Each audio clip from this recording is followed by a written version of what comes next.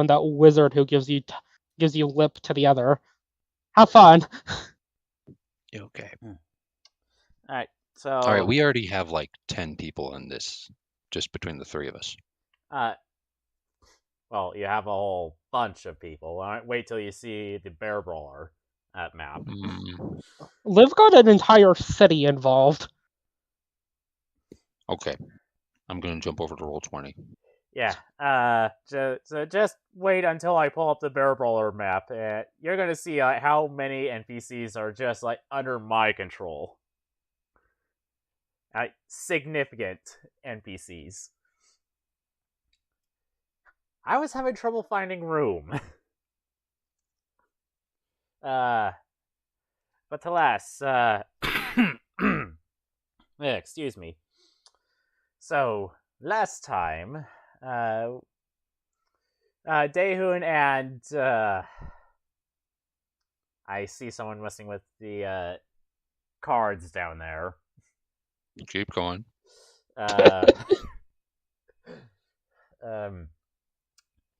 After doing some post-tournament business, you all return to the Bear Brawler, where you found Ramina, a high up the wazoo Liv, and a humanoid bear. Which was at that moment that you discovered that Ilverhill has lycanthropy. Probably. Specifically bear. A werebear. I was very pleased that someone got it, and even more pleased that you got it, Victor. Yeah.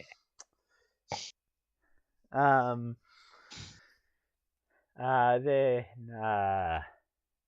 Turku arrived, asked a few questions about group party dynamics. Said he wanted to talk with Arson in a little bit. Then Melrun returned to the Bear Brawler, followed not long after by a bunch of people saying that, we're conducting an investigation of a murder that happened in front of thousands of witnesses. And you are the prime suspect. You had a powwow on whether or not you should attack the guards.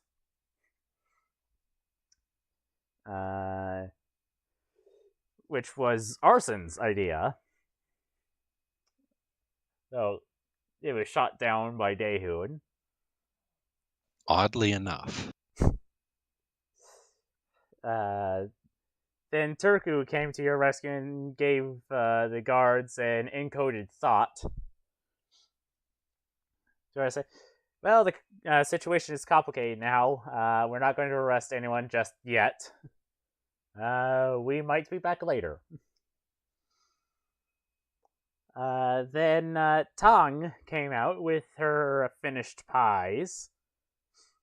And Daehoon and Arson had a bit of a moment when Daehoon saved Arson from a prestidigitated pie.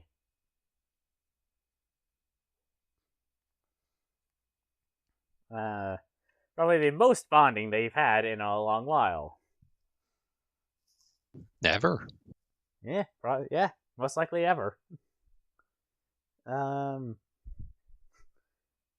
he felt really bad about ruining Arson's slice of pie. Refused to take any more pie until he was offered some.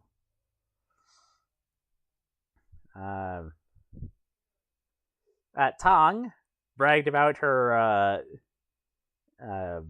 bakery skills and said, "Yeah, I'm a great baker, but my handwriting is terrible." Which, after being provided a sample text through Daehoon into a conspiracy theorist phase.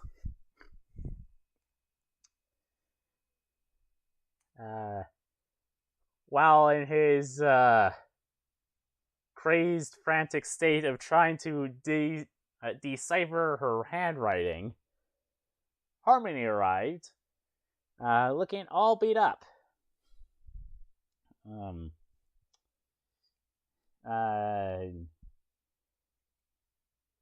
She was convinced to spill the beans on her tragic backstory.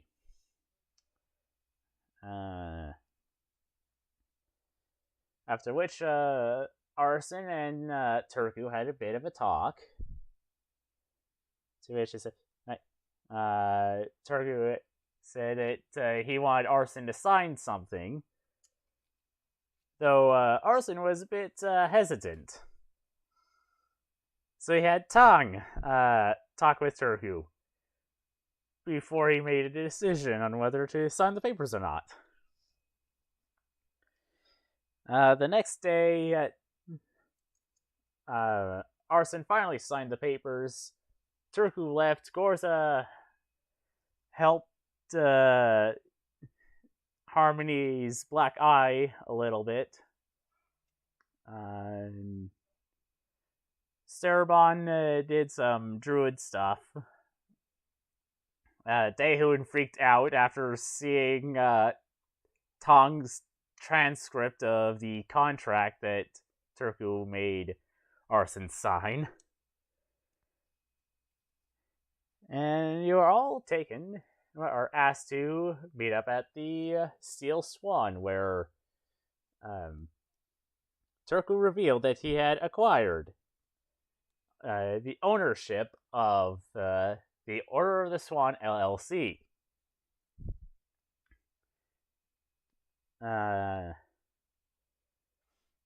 Daehoon tried to cause problems before he was thrown overboard by a mysterious tentacle that no one knows where it came from. And Liv performed an emergency soul transfer on Arson. And had a bit of a talk with Harmony about why she was beat up. Then the day passed, and on to the 9th of Gorodan, the birthday of Fleur and her sisters. After getting one last warning to don't do this, Liv more or less adopted Vierna to go get Fleur's mom. And so that brings us to the present.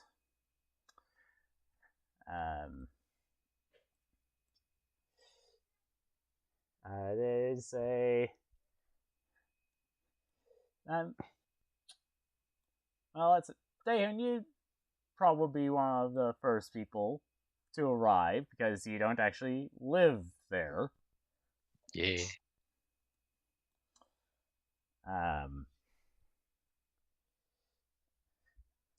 Audrey, you'd probably be the next to arrive. At least out of the PCs. Yeet. So, what you would see is, and yeah, now you see what I have to deal with. Yeesh.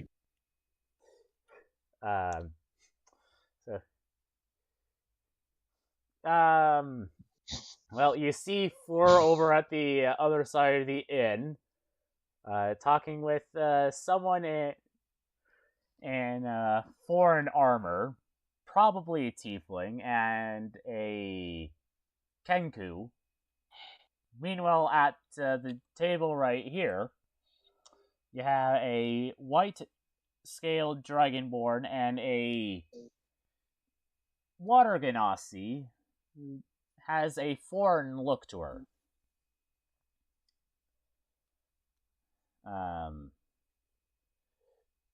we're at the table over here, you would see two kobolds, which you have been acquainted, well, that you would have seen during the tournament, because, actually, no, Audrey would know Silvar, wouldn't he? She? She knows Silvar. Yeah, so you see Silvar, and you see the other kobold that you came acquainted with, the warlock Turku the Terror, as well as two hooded figures. One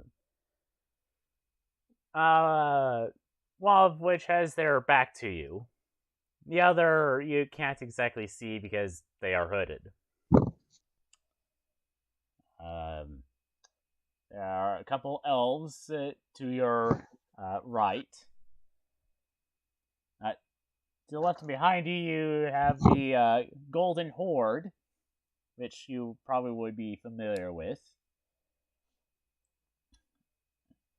And you notice that these two groups seem to be staring daggers at each other.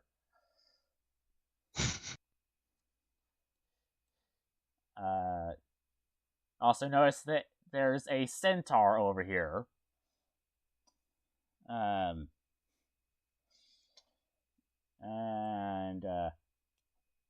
over by the wall, see Arson, as well as a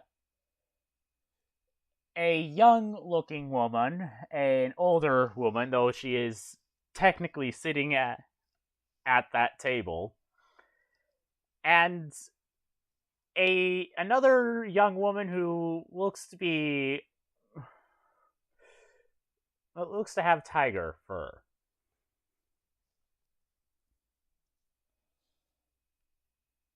Damn, we're gonna have to get enough in chat for arson here soon, but seeing as the smell of weed is strongly emanating from that location, Audrey, seeing the amount of clearance, will flip around and in Elven, we yell at the door. All right, we have enough room. Come on, bring it in.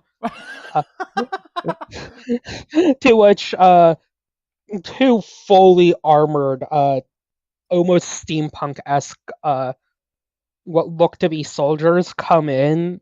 To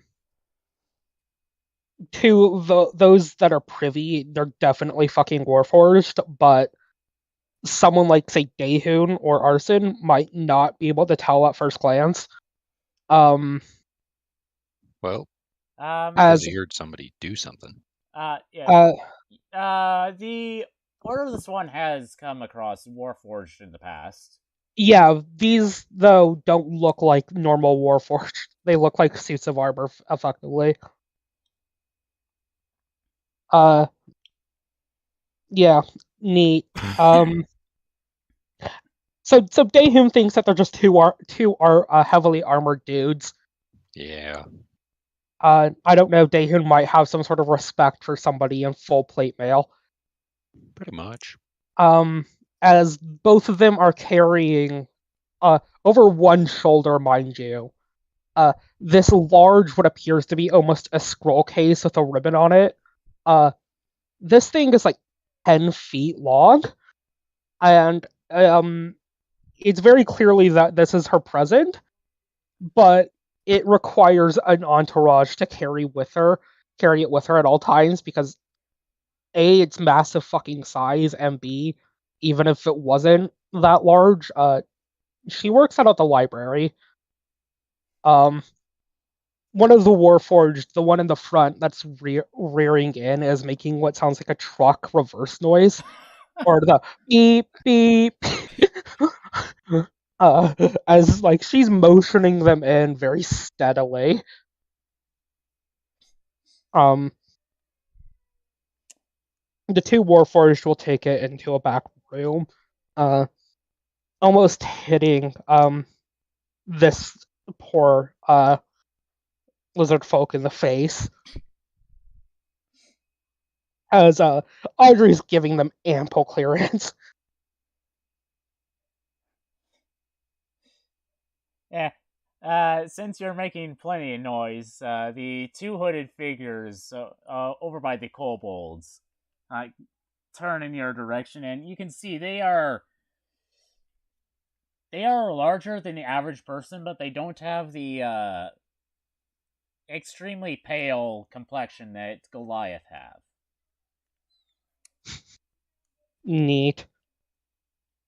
Mm.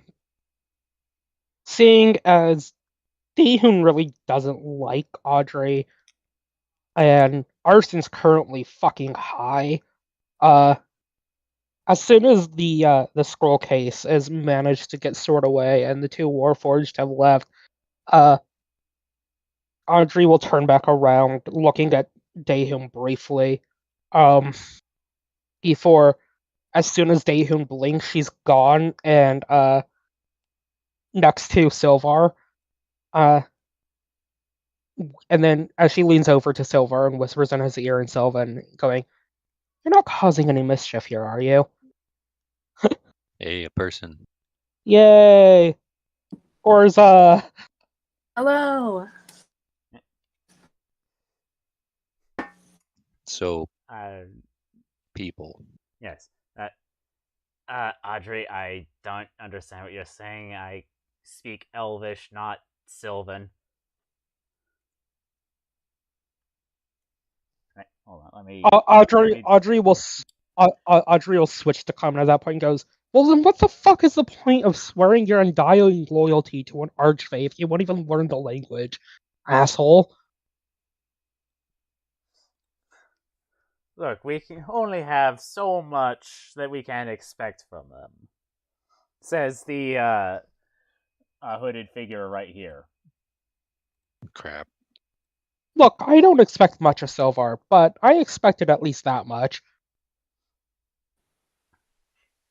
He is a handy bodyguard for my favorite warlock. Oh yeah, no, he's strong and dependable, and an adequate meat shield. Oh, so Alright. it's lovely to meet you in person. Oh, are you the... Nah. Is he? Yes. She's... Oh, wonderful. Audrey will extend her hand to handshake. Give a handshake to Aron, not really giving a shit that it's an archfey.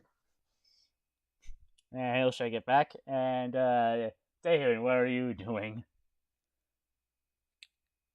Oh, he was just gonna sit down next to Gorza and be like, "This place is packed. Hey, do you know the elf just walked in with those two armored guys?" No, He's I talking about can't. Audrey. Nope. No idea?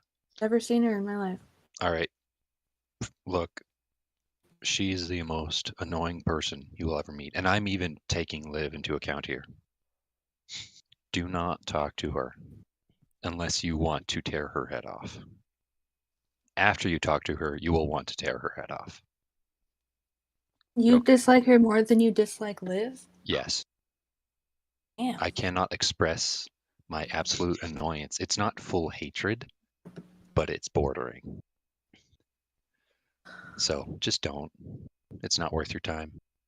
Well, you see, Dehun, I like Liv, so I'm not sure how to feel about Audrey then. Maybe I'll like her even more. Well, Fine, then what? go talk to her. Melrom, she is the elvish equivalent of a 19-year-old Gorza. A 19-year-old? Oh, that might change things. Right? Just barely an adult, but really just coming out of those adolescent years. Well, I'll let her introduce herself then. The two of you would also notice the two large cloaked figures over in that corner sitting with the kobolds. There are two or just... There are two, but I only have token for the one.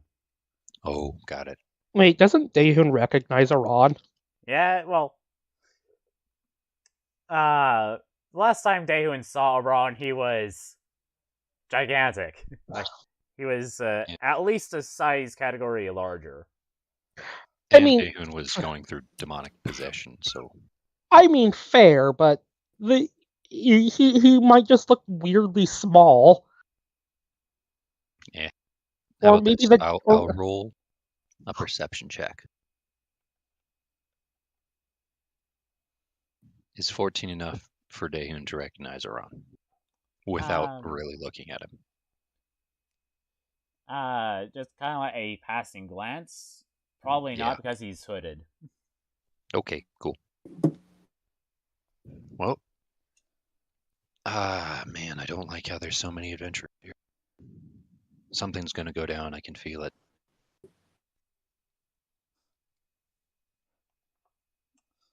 Um, Do you want to help me lock the doors? Gorza, what do you say? Daehoon's gonna stand up and start like moving over. Is there more than one door? Suddenly, There is. as soon as you stand up and look over, like Soreth is now standing behind you, and she's just sort of holding her arms out in front of Daehoon, going, no, I wouldn't recommend that. Why?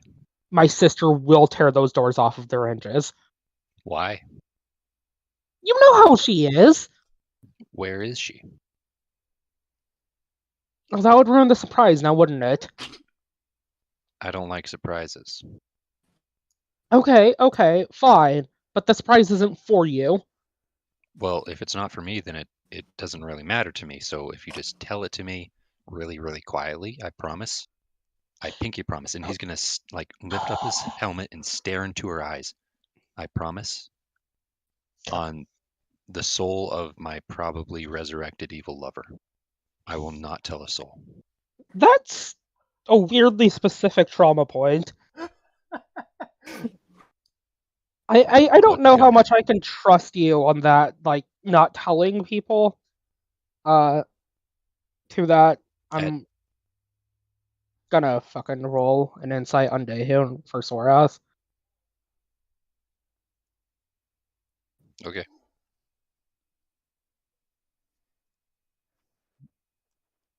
Find insight. There's insight. He is telling the truth. Well, what's your passive persuasion or deception? Passive persuasion or perception? Deception. Deception. Do I have to roll that? No, it's the same as how you calculate your passive perception. So, basically, it's just to calculate a passive skill. It's 10 plus the skill bonus. Mm-hmm. So he's telling the truth. Yeah, and Sorath gets that. I take it. Yes. Cool. Fine. She'll lean into Daehoon. Mind you, I think even though she isn't nearly as small as her youngest sister. It still takes like a little bit of like pulling Daehoon down and her standing on her toes. To whisper in Daehoon's ear, "She's at the castle with Lady Vierna, getting someone for Fleur." Who? Who do you think? If Probably Mom. yeah. Gosh, dang it. That being said, I wouldn't bring that up before it happens. I'm not gonna.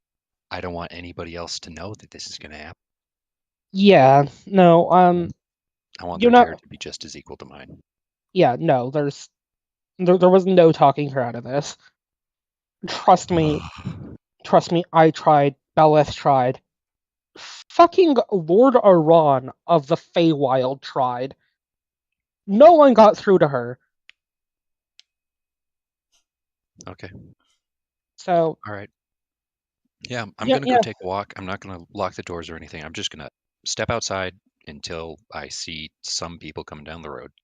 I would have recommended getting like fucking blitzed, but that works too. Okay. Daehoon is gonna step outside and just sort of be under a tree unless these people are actually right here. Unless who is actually where? Oh, These people? them. No, not quite. So he'll probably be out there for a minute or two before That's fine. you see a carriage pull up, probably followed by Miss Olivia, probably led by Miss Olivia. Absolutely led by Miss Livia on a broom. Yeah, and you will see Vierna come out of the carriage, as well as another woman who has dark skin, but is pretty pale, despite the dark skin. Okay. And Vierna appears to be holding a child. Oh, yes, Shara's in the cauldron with cute little aviator goggles on. It's frankly adorable. Okay. Daehun, for the minute that he's out there, is going to be doing a little bit of silent prayer. And as these women step out, he's going to nick himself on the neck, say, "What should,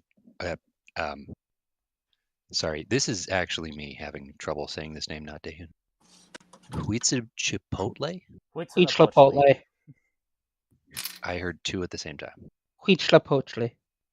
Huitzilopochtli? Huitzilopochtli. Yeah. Huitzilopochtli.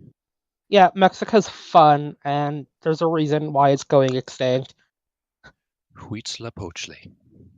Please, in Yes. whatever bloody way you have to, please protect me and at least Gorza and maybe Arson.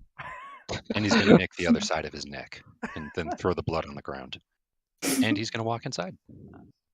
You notice that the blood doesn't even touch the ground. Nice. It kind of disappears before it touches the ground. Okay, let's do this. So, Miss Olivia, you would notice that Daehun, were you actually like standing in the bushes? Yeah, I was like standing behind this tree before I come out and like walk around the door and into the building. Yeah, so you see Daehun come out of the bushes and then into the tavern. Liv, not quite getting it, is going to ask Shara if Daehun's taken up smoking. To which Shara will just give a confused meow, still with the aviator goggles on.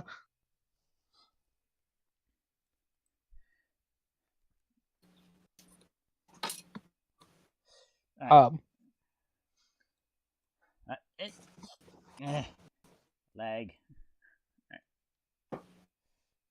And you make your approach to the burr brawler.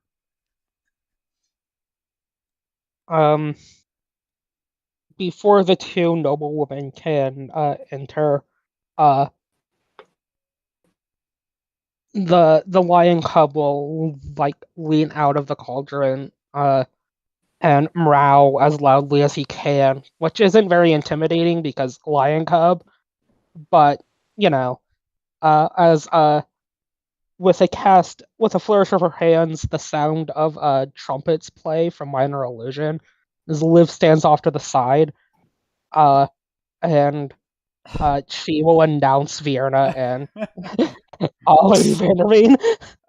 So as you're doing that, you would see that Dagmar has disappeared for some reason. Like, she was there 1 second and is gone the next. Well, Liv will then like look down at Ashara, who is like once again has that confused look on his face. And go, well, at least Lady Vierna, Lady Dagmar Vanderveen is here somewhere, I think, in spirit.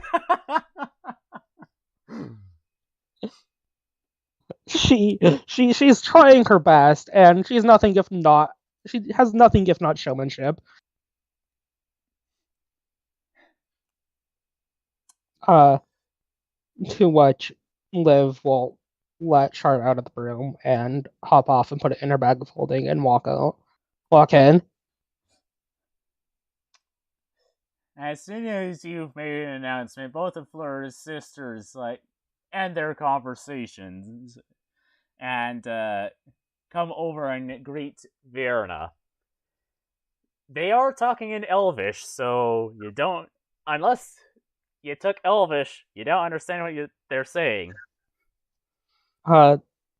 Liv briefly curses in fantasy Japanese for not learning the other native tongue of Fleur. She then she will then look around for Himiko to give her a gold star for correctly cursing in fantasy Japanese. You feel a weight on your shoulder.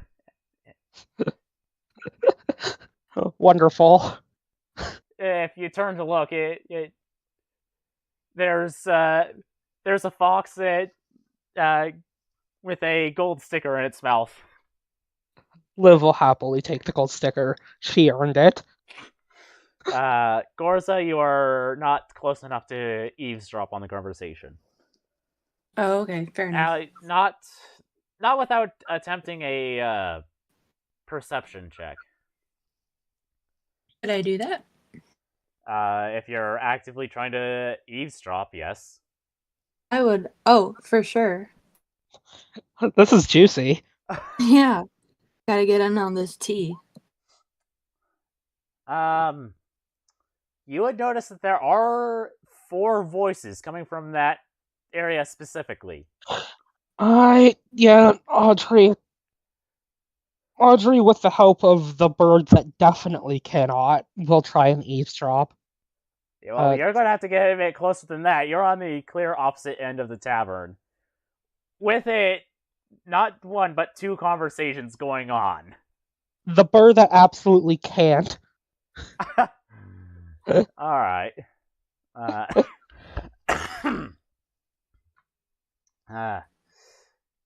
And I'm pretty sure you have to use the familiar's perception if you are looking through there or using their senses. The bird is standing perched uncomfortably close to them. Rhiannon doesn't like going too far inside because she has a tendency of slamming into windows, among other things. So she is definitely perched by the door. Okay. Well, the bird is close enough to where the passive perception would be good enough to notice 4 voices compared to the 3 that you would be expecting. Cool. Do I get to pick up any of the juicy details? Yeah, it's going to require a perception. Wonderful. Yeah, just passively, it's oh yeah, there are 4 voices over there. Audrey, with that trademark using familiar sense, clouded over vision, will just sort of try and hide this, but show that there's hold up the number 4 for Silver and Iran, who she's still talking to. At least she was before she very rudely used all of her senses to focus through a goddamn bird. And this involves hearing, so I get an advantage. Yay, bird! What's the 4 for, Audrey? Audrey cannot hear. Well, this would be almost immediately after the 4. What's the 4 for? Well, Audrey's still listening in through Rhiannon's senses. She can't hear. Anyways, does a 21 get anything? So, what you get is the more or less the following conversation. Hello, Grandma. And I take it Mom is here as well? I am. So, I don't know where my hands have gone. Or rather, the rest of me. I cast invisibility on you, darling. I know that things are going to get quite tense if someone were to see you. Audrey will sloppily and Elvin write this down. Write that down. Write that down. She's like sort of like a blind person rummaging through things. Will pull out a sheet of paper and her like the quill she uses to write down spells, and sort of like kind of rudely prick Silver's finger with it to draw a little bit of blood to use as ink, and will write it down for him.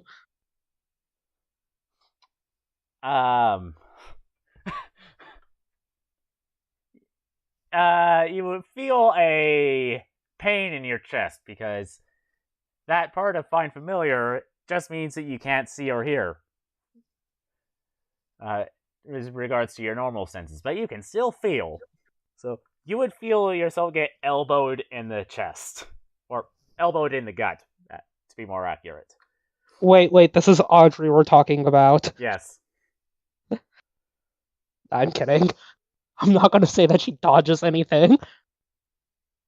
But she is definitely writing this down in Kobold Blood right now, which is a bit fucked, but she doesn't want to go through the thing of getting her inkwell out and trying not to spill it. Are you writing this in Elven? Oh yeah.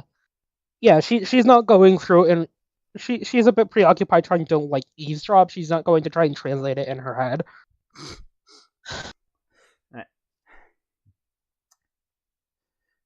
Well, there are a lot of people here, so I suppose that would make sense, though why you didn't bother to make,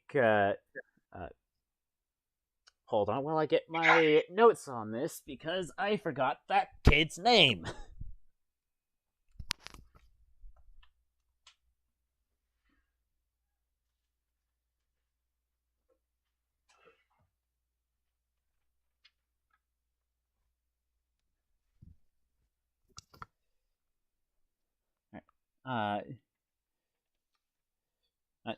So I don't know why you didn't make Urian invisible.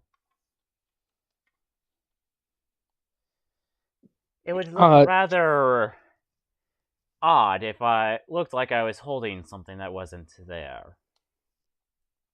Audrey adds a question mark to the name Urian and underlines and circles it.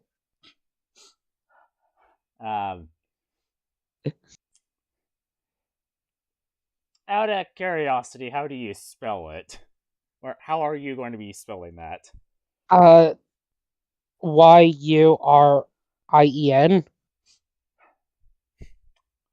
Alright.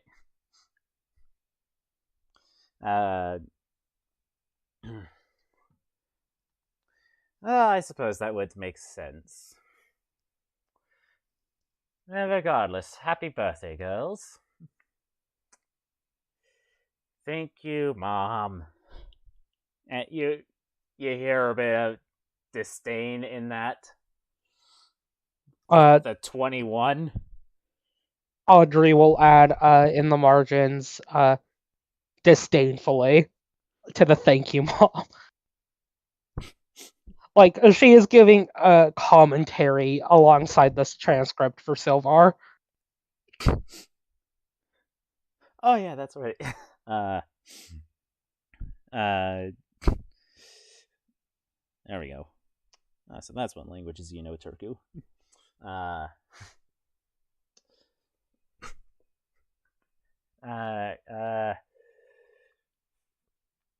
I try to get back on my train of thought, while trying not to multitask.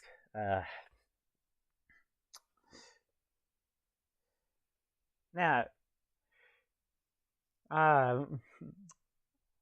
I heard that this was for Fleur in particular. It is. Miss Livia did make this mostly about Fleur, though she had to be reminded multiple times that we are triplets. Not. Why does that not surprise me with commoners? Or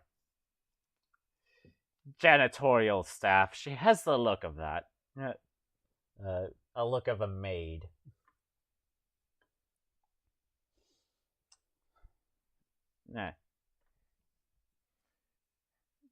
If you don't mind, Dagmar, if you would end this invisibility, I would like to go and talk with Fleur. You hear one of these sisters. Actually, Mother, I think it might be best if you were to stick with the two of us for the day. After all, it's been quite some time since we've been together.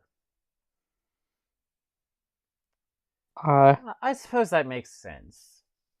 Though, we wouldn't want to forget your sister, would we?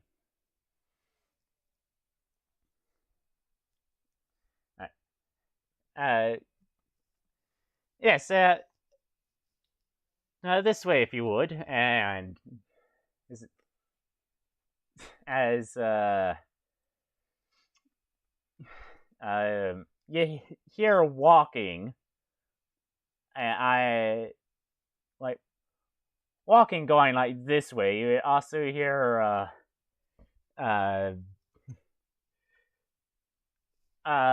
this that one say, all right, good luck. All right, good luck with that, Teresia.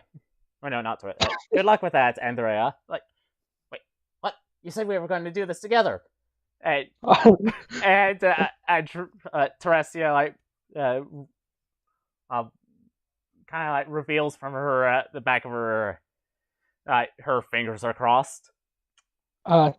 Audrey like audibly exhales, trying to hold back laughter, writing down what's going on, explaining. I don't know like the furthest passes, but it should be worth noting as soon as the walking goes off, the bird is turning to face the walking. You know how owls do with their head. Yes. So you would hear Andrea curse before following the footsteps. Audrey, being a good noble girl, will censor out the curse word. Mind you, she curses. She knows Sylvar curses, but she's not going to be caught writing a curse.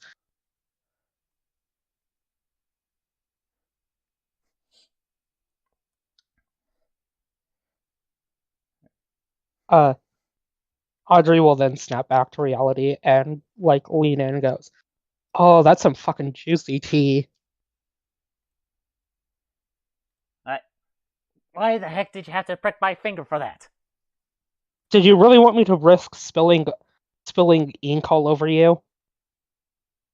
Actually, you're a black kobold. That probably wouldn't do anything. Did you want me to risk spilling ink all over Lord Aran? Yes, Silva. Would you risk Audrey getting ink all over me? And you, Turkus, your handwriting when you're blind is terrible. Well, no shit, I'm blind. But that is great information. Yeah. I know better to expect anything from Sylvar, but from one as esteemed as you, I expect you to use that for only good. I'm lawful Oh. evil. Yeah, I'm lying to myself. Also, I can read all writing, so good luck with that information. I don't know how I should particularly care.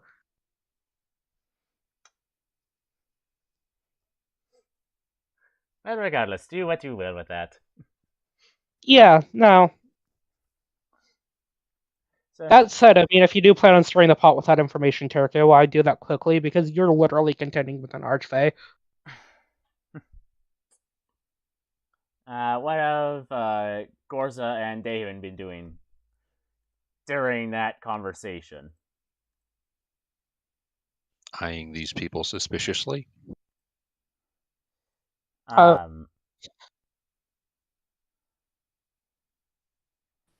Gorza would just be trying to understand what's going on because she's not sure who these people are. Well, so you would recognize Andrea and Teresia as they look virtually identical to Fleur. The main difference being the length of their hair are far longer than Fleur's. Okay. Also, you would have seen Liv talking with Vierna over there, who is wearing nothing at the moment, just so everyone knows. Why? Nothing at all. She's a priestess of Illustri. She doesn't wear shit. But okay. Look, it's a religious thing. Well, she wears as little as is practical, and what's practical right now is nothing. She doesn't have to cook. She doesn't have to sword fight. She's inside, so she doesn't have to contend with the weather.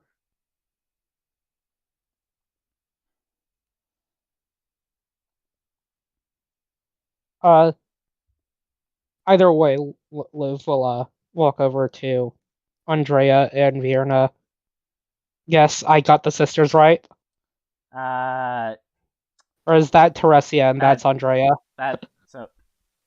Okay, so this one is Teresia, the other one is Andrea. Cool. Then she'll walk over to Teresia and Vierna and go,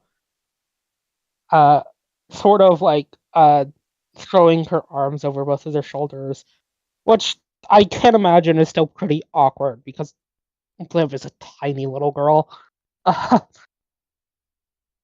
And, like, very proud look on her face going, happy birthday, by the way, Andrea. Teresia? That the fuck? Teresia. Yeah, look, I'm sorry. You two look identical, and I only remember you as not for one and not for two. Thank you. Don't worry, you're not for one.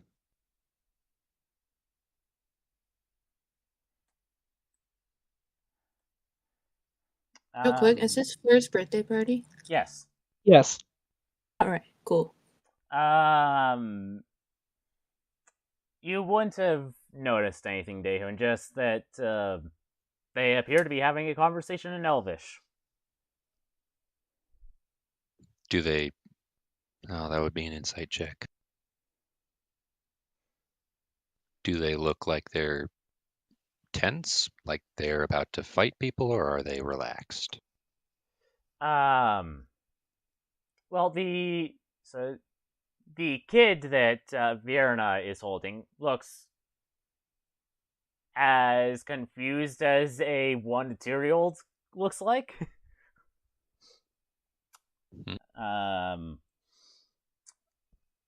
Meanwhile, the two sisters have their back towards you, so you can't exactly see their face, so they is relaxed. And Vierna looks mostly relaxed. Awesome. Oh well, he might as well go sit down next to. Well, not there, right here.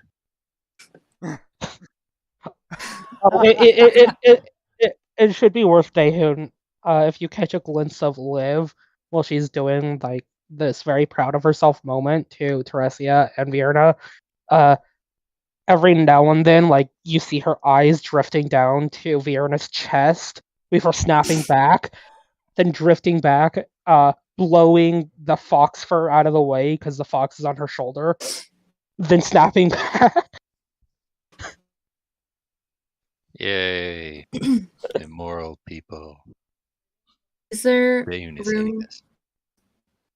Is there room for Gorza to sit next to Fleur? I tell if they're on chairs or not. They are standing. They are standing in front of the Okay. fireplace. Oh, okay. Gorza's gonna walk over to Fleur and she's gonna strike up a conversation and be like, I thought this was your birthday party, Fleur. Why are your sisters here? Guten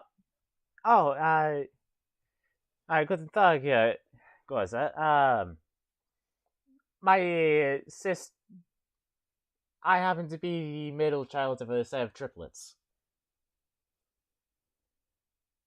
Oh, so you guys were all born on the same day? Yes. Oh.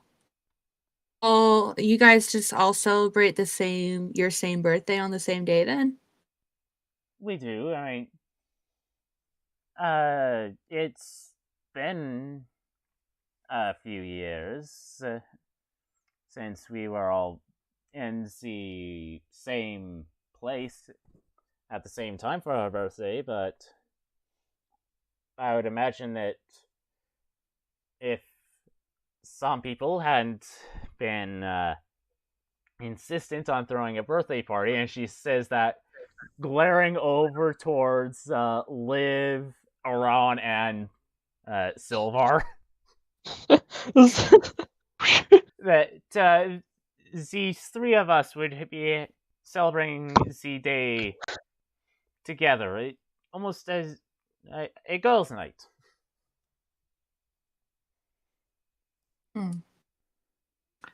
So you're saying you didn't want a birthday party? Well, I'm not saying that. It is great to see that everyone I care about is here. Right. I just would have liked a more private celebration with my sisters. That's all. So That's understandable. I'm not saying that I don't appreciate what they're doing, though. Yeah, I mean, you can appreciate it, but wish that it had gone a little differently. Exactly. Is there anything we can do to make you more comfortable? Because there's a lot of people in here. Just make sure that Aganai and his group do not start fighting with the Golden Horde.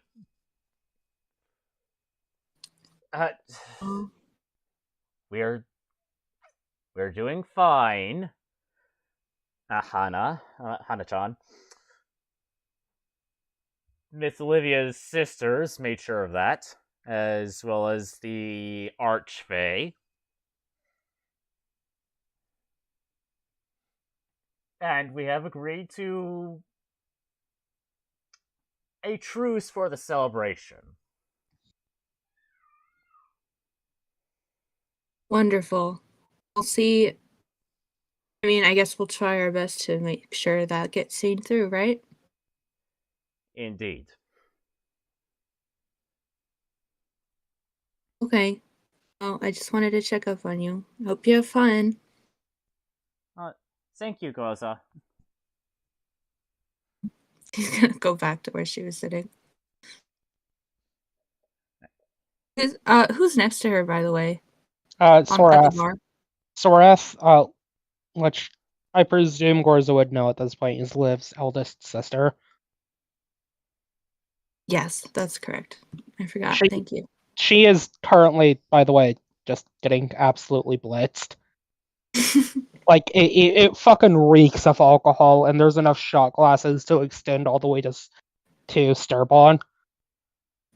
She's gonna lean over to her and just ask, "Is this a hard day for you?" Uh, Sorath will lean up and go, take another shot of some mystery alcohol, and go, well, part of this, right, is a religious thing. She says, Oh. very proud of herself. But also because shit is about to hit the fan. Oh. Should I be worried? Like, what do you mean? I would stand back if I were you. Oh God.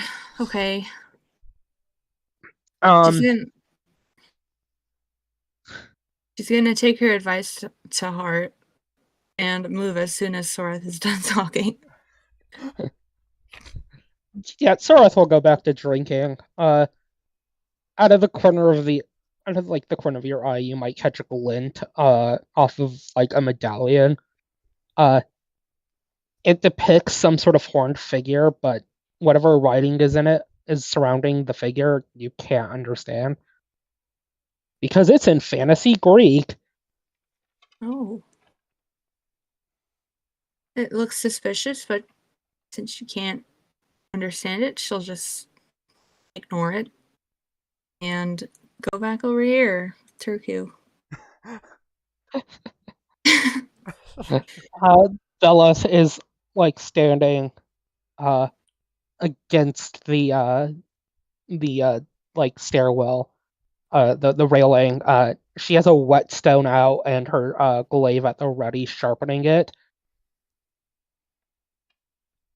And she looks over and goes, "No, hey, Gorza, wasn't it?" Yeah. Who are you? Bellas. That one's younger sister. She points over at Sora, like trying to stack up shot glasses, like one of those cup stacking games. Uh, she eventually gets it and tries to and looks very happy at herself to Daehoon. Um, and then looks and then nods over to Liv and goes, "That one's older sister." Is she okay? She seems to be taking something pretty hard, but she said it was a religious thing. Oh, that doesn't surprise me. Actually, not the most drunk she's gotten yet. That being said, if she and like three of her, what the fuck did Liv call them, homegirls, she says not quite getting it, uh, look to be about to like tear a poet limb from limb, let me know. This isn't the first time this has happened. I don't know if I could detect something like that, but I'll try my best. Uh, yeah, you'll see it coming. The poet will look very depressed, and they will tear this man apart. They've Goodness. done it before.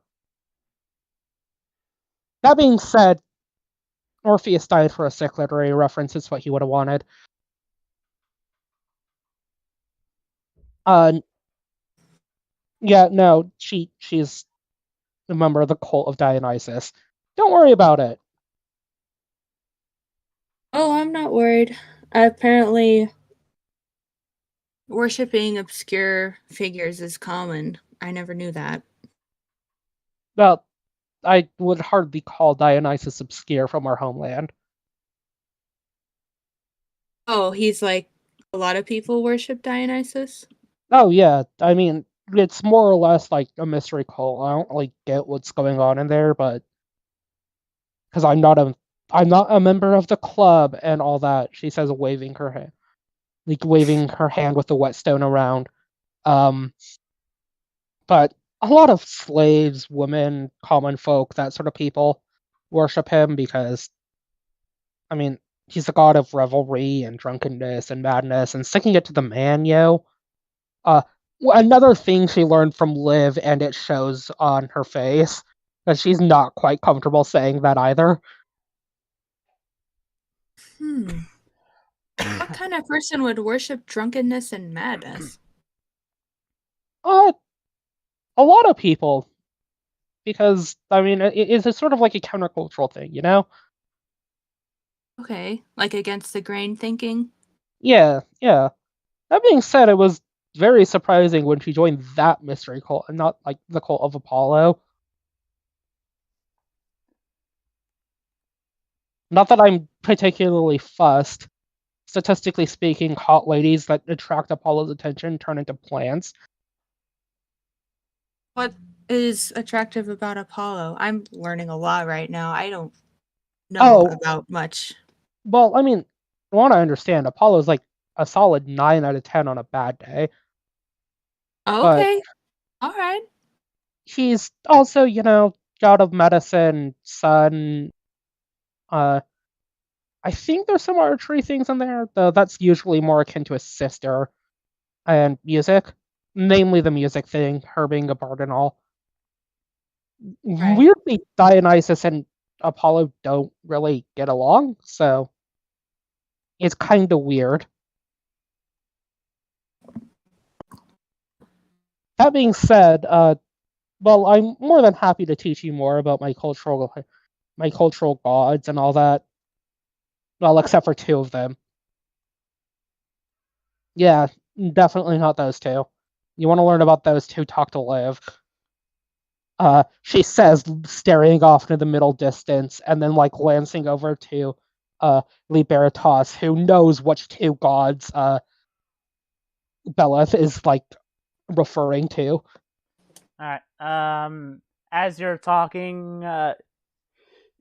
the door opens and three figures enter the room. 2 of whom are familiar to the Felroods, and actually most of the Order of the Swan. Gorza, you wouldn't necessarily know at least one of them. Holy shit! It's an old low res version of me. No.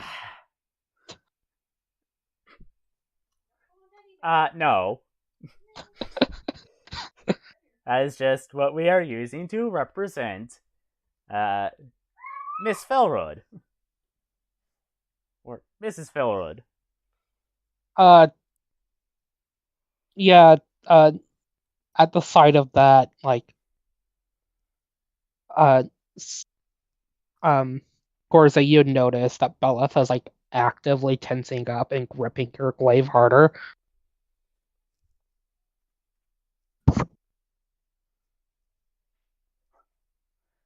Is everything okay?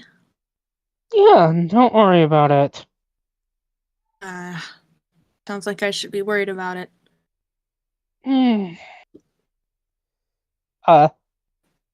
Liv will take a second from stopping staring at Vierna's chest to snap back to reality and like wave hello to her aunt and mother. Both of them will wave back. Lady Law, Nariel, that's her name. Nariel will go ahead and give a wave over to Starabon and Daehoon. Kind of a cheeky wave. Daehoon's just gonna keep staring in their general direction. With his, with his visor down, nobody can really tell what he's looking at. Gorza just leans over to Beleth. She says, "Wow, she's pretty confident, isn't she?" You could say that. Still with clenched teeth, Beleth is like she's holding back her rage because she doesn't want to ruin the Vanderveen sisters' special day.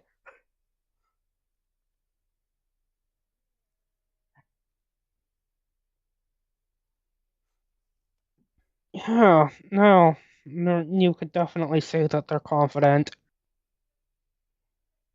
Hey, Gorza, crazy question. She Sure. will pull out the list of bullies that Liv wrote down the other day of that gave Harmony the black eye. I have some people to, shall we say, teach some manners to. You want to come with me out into the city? Just for the day, or what were you thinking? I mean, I could make this a day thing. It Um, depends. I mean, do you want to kneecap a bitch, or do you just want to watch? oh, it was pretty upsetting what happened. Sure, why not? All right, yeah, this can probably take quicker then, but let's call it a day thing, so I don't have to come back here. All right. To which Beleth will finish sharpening her glaive and put it back. And I can't actually control the Beleth token Darn for it. some reason. Alright. But she will turn around. She will like lead Gorza and turn around and head out the back door to go kneecap some bullies. Uh, oh yeah, we do. And you should have control now. Yeah, I do. Woo. And you can just keep your token there, Alex, or like move it to a corner. That way you can still see what's going on. Okay. Uh,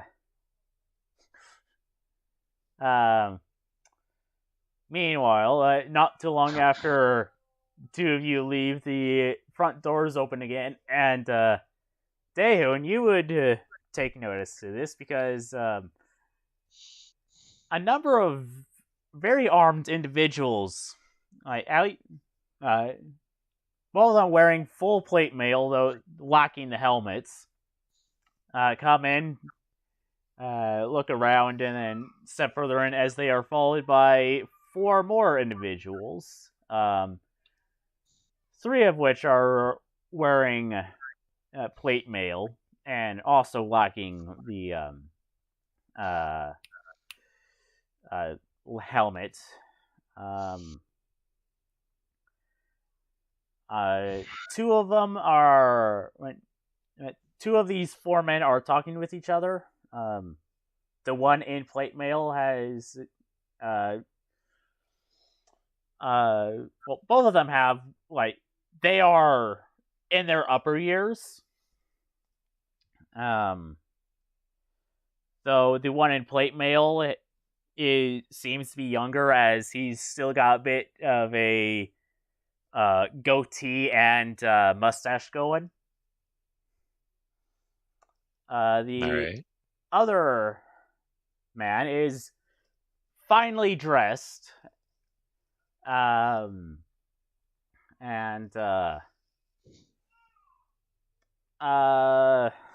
let me just remind myself of past things that did not occur during a session. How long ago was that?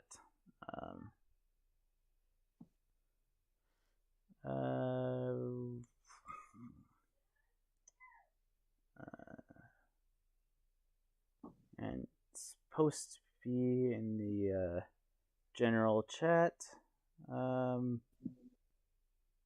Geez, how far back was that? Can't be much further. Oh, there we go.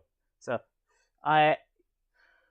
the man wearing finally clothes, you would guess 85 years old.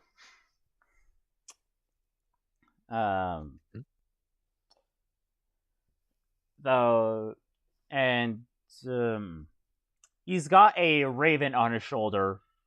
It has a little eye patch on it. Uh, Nice.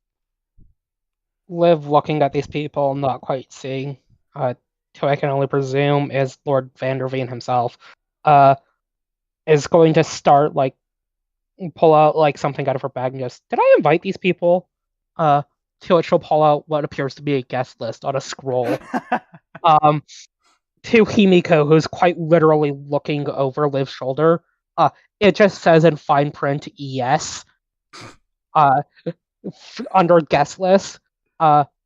She just shrugs and rolls it back up, going, "Yeah, guess I did." Nice.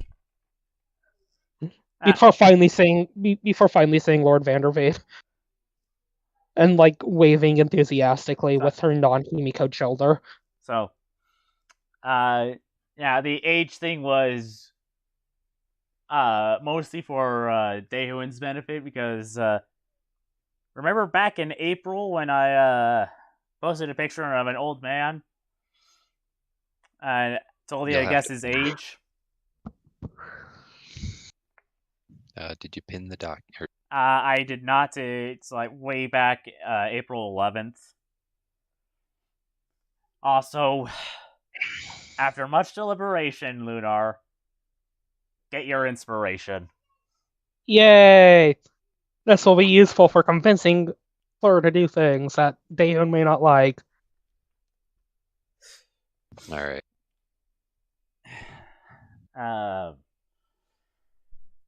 So, hey, well, where were we? Liv, like, waving enthusiastically to Lord Vanderveen walking in. But not with the shoulder that has Himiko on it, because she doesn't want to toss her teacher slash adorable fox girl off of her shoulder. And that's just rude, but also risk getting clawed. You must be pleasure. Hello. Yes. I am Miss Olivia Falrude. This one is Shara. She points down to the lion cub, and this one is Himiko. She points to the multi-tailed fox on her shoulder. Like, this is entirely normal, even though it's really not for anyone outside of the Order of the Swan. He has a raven with an eye patch. Yeah. Just pointing that out. Yeah, no, great. Glad you can be here. Didn't expect a full-armed entourage, as she remembers. Wait, no, now I do. Now I know why. You encountered the fucking goblins, didn't you? No, that was my son's father-in-law. But well, Cool. Actually, Well, no. what do you mean by goblins? She looks over at Himiko and whispers in fantasy Japanese, "You did actually pay them, right?" Well, regardless, I'm gonna take your astounded silence as a yes, Himiko, before switching back to common. Well, my associate here, she motions to Himiko, help me pay off a bunch of mountain goblins to like lurk on the rooftops and throw rocks at drunk people passing by. Actually, she points over to Tianshu. That one also weirdly helped out. And like, I could never get Himiko and that one to agree on anything, but they both agree to get goblins to throw rocks at drunk people. Yes, well, my armed entourage is actually grandsons that insisted that my patriarchal status requires that I be protected in my advanced age. Didn't you yeet a meteor at someone? Liv wanted to know that. It was Audrey that knew that. I find that highly unlikely that no one would have told Liv. Well, you can ask Soul in the Cool. Discord, but as far as Liv, I'm aware, Audrey and Well- Miss Olivia have not met. No. And Well, but oh wait, doesn't Liv also know that like he's a gold dragon sorcerer? Because she knows Andrea is, and that's where Andrea got it. not necessarily. You would know that Teresia is Fuck, Teresia, not Andrea. Point being is that one of the sisters is a gold dragon sorcerer, and when that came up, that's why it got explained, is it came from the Vanderveens, not Vienna's side. I think that may have been with Audrey as well. No, that would have been with Liv. Liv just sort of looks confusing as, well, that one's a familiar. I'm pretty sure, as evidenced by your granddaughter, you're a master of the arcane arts. I don't indeed, think- though I haven't practiced in 70 years. Yeah, I'm pretty sure you could just immolate a bitch.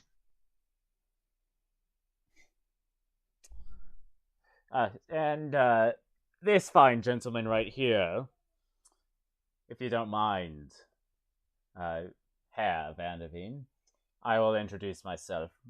I am Grand Inquisitor Richelieu de Iroquois of Belse. Neat. Like a religious inquisitor, or Yes. just a... Well, that's a fucking yikes from me. She looks over at Dehud and like stares daggers at him to not get into religion. He looks back, probably. Yeah, I mean, he has his visor down. So. Yeah. Liv doesn't know that like he would be looking over, but is certainly hoping, because now's not the time to get into religion with a Grand Inquisitor. Well, neat. That's going to be a yikes. Shit. She will like lean in closer to her Vanderveed and whisper to him, "Hey, is he cool with like other religions or and stuff, or is he like, burn all the infidels?"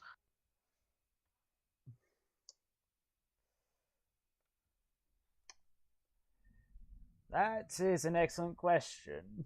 I haven't kept up with religious business in Belse in quite some time. Cool, cool. Let's hope that he's the former and not the latter. Not just because, like, we have multiple servants to separate gods here, myself included, but a literal goddess is going to show up here, hopefully in a few minutes. So, like, Among other things. Liv at least knows that Anana's coming. She's kind of iffy on whether or not Anari's coming, but she knows Anana's coming. So, well, let's see here. Obviously, I'm not quite sure what to call Vierna in regards to you. Is here, and your granddaughters, and somewhere around here is your daughter-in-law.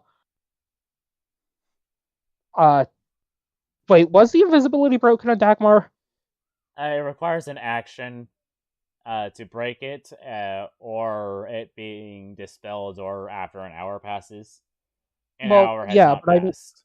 I mean, has somebody broken it on her, or is it still like up? It's still up, but you'll know when the invisibility is broken because I'll take the thing off. Okay, I presume so, but I also know that you're prone to forgetting shit, so hey. Yeah, so that one's around somewhere, I think. I mean, unless, like, the carriage we got her here in, like, as a wormhole or something.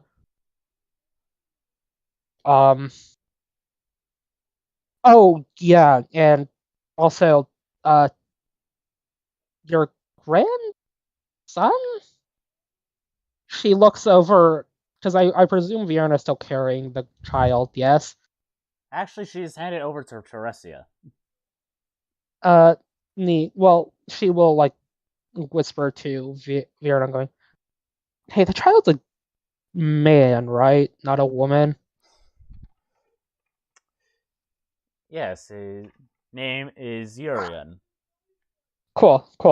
Yeah, you have a new grandson here, too. His name's Urian, apparently. I mean, I say grandson in, like, the vaguest terms possible. He's too young to have an understanding of gender identity, and thus it's just easier to use his sex assigned at birth.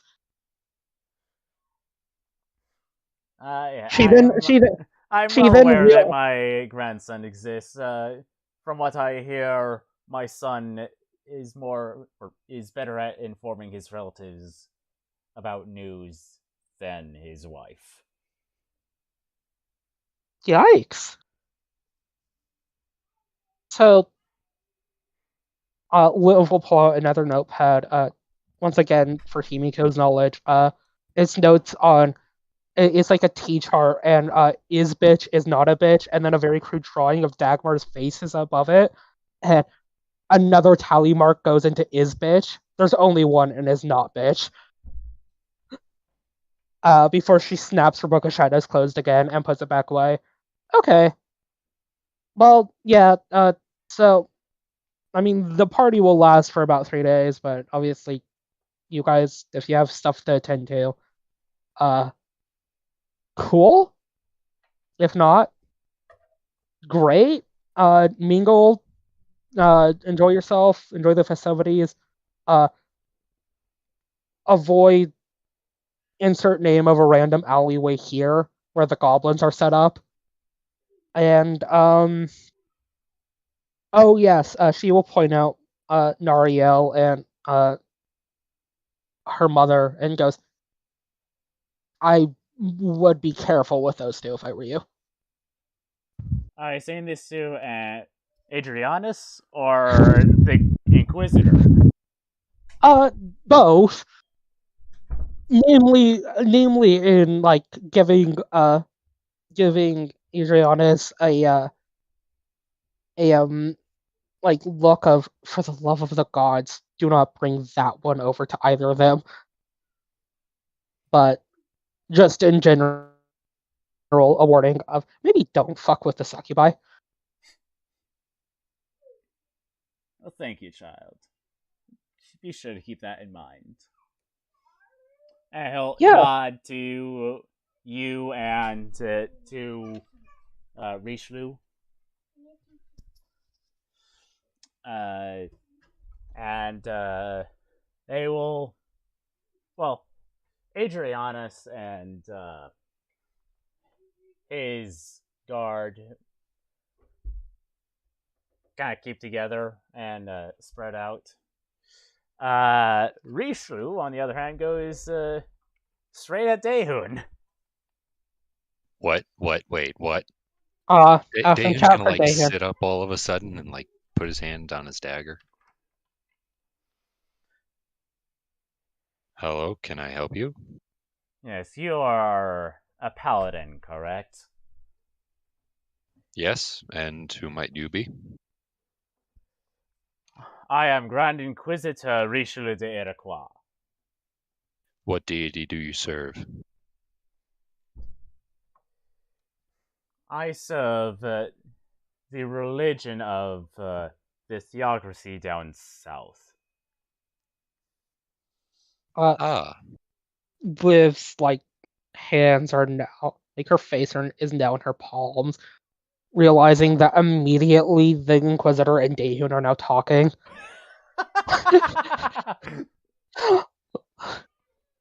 well, Inquisitor? If I may. Of course. Should we step outside? Not necessarily. Understandable. I would like to step away, though. What oath do you serve? Please, this is very sensitive. And Daehyun is gonna pull him over back here.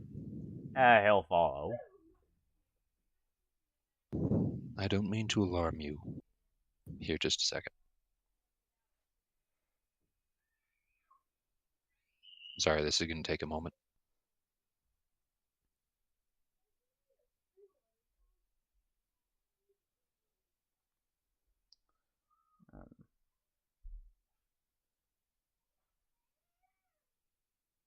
Okay, yeah, sorry. I just had to walk away.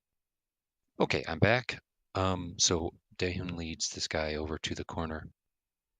Does upper arm mean like forearm or like bicep? I believe it means the bicep tricep area. Dang it. That's going to be very hard to take off. Well, I cannot show you exactly because it's going to take a moment, but I have taken the oath of conquest.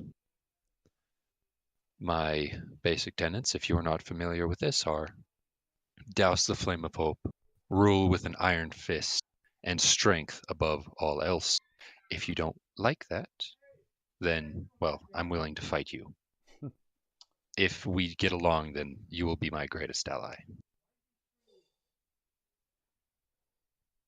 So you are saying that you are one to keep an eye on. Preferably. Additional information. I was possessed by a demon from birth. Recently got exorcised. It still talks to me though. Clearly. Yes. I am a paladin of vengeance. Ah. I almost thought about that oath. It would be fitting for me, but I would rather conquest and well, I'm not going to share my whole life story with you. Yes, and given your performance the other day, I would not recommend a fight against me. It appears that No. I am more experienced than you. Yes, and to be completely honest, I've grown soft. If you have the time and are interested at all, I might have to take some pointers from you. We shall see. Understandable. Well, Daehun is going to hold out his hand.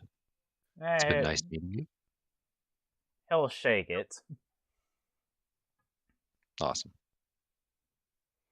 And should be pointed out that he kind of had his like had his head tilted upwards slightly, not to look at you, but to look down at you slightly. Wait, so he's looking above my head to look down at me? Oh no! So his head is pointed upwards, but his eyes are like pointed like down his face at you, to give the impression like he's looking down at you. How tall is this guy?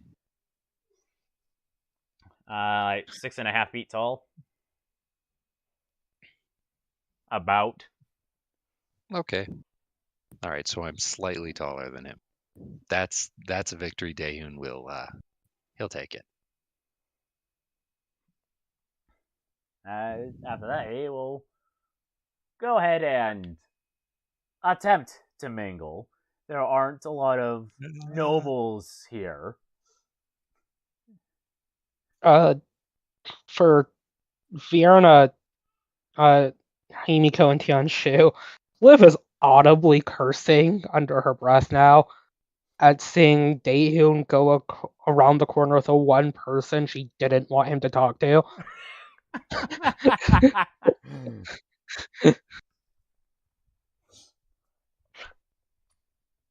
um. Uh. Um. Another individual would come in. I keep forgetting what the actual term is. My mind immediately goes to ambiguous, but I know that is not the correct term. Androgynous? Yeah, there we go. Androgynous. An androgynous, foreign-looking individual comes in and walks straight past everyone by the door and immediately to Fleur and strikes up a conversation. Himiko, are you doing okay? Your claws are digging into my shoulder. Well, this is quite embarrassing because that's Inari Okami. Cool. Can you please not have your claws dig into my shoulder? I make no guarantees. Okay. She has like a visible look of slight discomfort at these fox claws digging in. Well, should we talk with your boss? Ignore your boss entirely? What the fuck is the protocol here? Well, one of his domains is trickery, so anything can happen. Oh fuck, so it's like talking with Iran. Yep. God damn it. Yep, and in fact, Oh, that is the domain that he gave over to Fleur.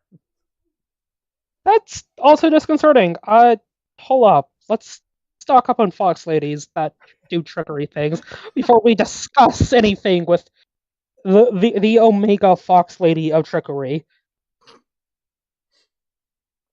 She says, sort of like patting Tiancho on the shoulder and like then looks over at the eclipse and gives like a cut it out signal of the staring daggers to her.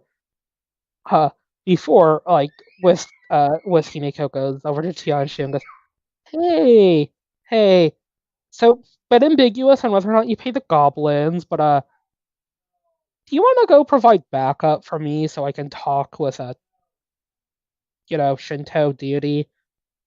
I mean, I'm not Shinto, but sure. Cool. I mean, I was going to obviously pay you in a ham for this. You would hear, you would hear Harmony like say over towards Chomper saying, "Well, look, Chomper, do you see anyone else here that is our age?"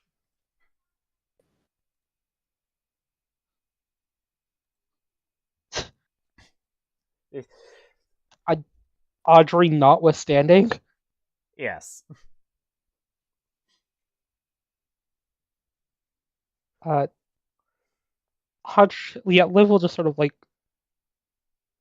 look over, slightly confused, before walking over to Fleur and Inari with a sense of like morbid curiosity and low-key dread, and also sharp shoulder pain. Yeah. So, everyone in this corner is well. Let me just set this scene for you. We have Ono, Fleur, Inari, the individual that came with your aunt and mother, and of course your little entourage. Cool. Not being one to interrupt a perfectly good conversation between a deity. Yeah, Fleur looks kind of like baffled at the moment. So yeah, she will hand Ono over some hollowed out tree nuts and a little bit of string to use as a wick, and then like a sly smile. Yes, can we help you?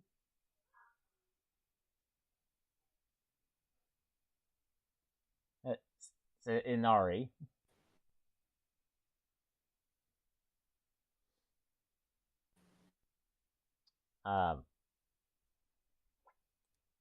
Lunar.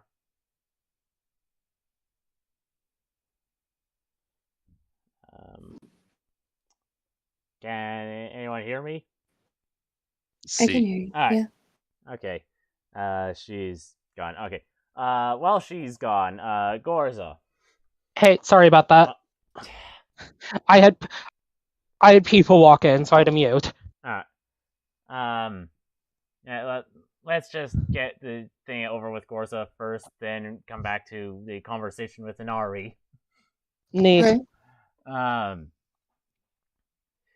You want to do an investigation to look for Harmony's bullies? Yes, that sounds like a good idea. And you can do that with advantage, because you got someone helping you. Perfect. You ask around, and no one's says there anyone by those names. Damn. Dallas will look over to Gorza, like she's got like her glaive in both of her arms over her neck, back of her neck, and goes, "You want me to give it a shot?" Yeah, well, you better do that. Great. Time for Bellis to once again Assassin's Creed this shit. Investigation, yes? Yes. Cool. Gorza, you helping the cat girl out? Yes, of course. Cool.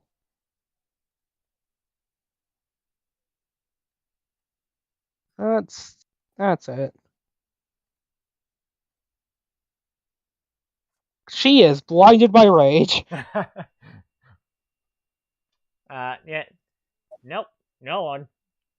Can't find anyone No. by the names on the list. Bellis is sitting on a rooftop, eating something that looks kind of like it looks sort of like a biscuit or a cookie, but you're not quite sure what it is. Because you don't know much about fantasy Greece or anything outside of your little sphere of where you grew up, Gorza. As she looks around and goes, this is why I normally keep like a group of men prowling the city for me.